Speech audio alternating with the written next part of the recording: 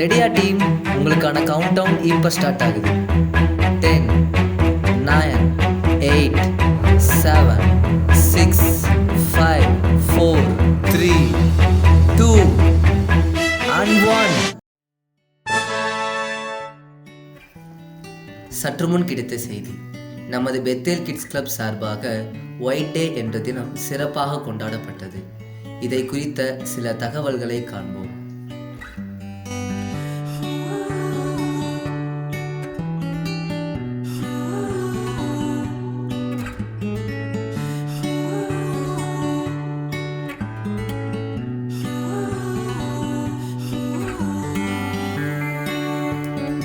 தி kids செய்திகளுக்காக உங்கள் தனுஷ்.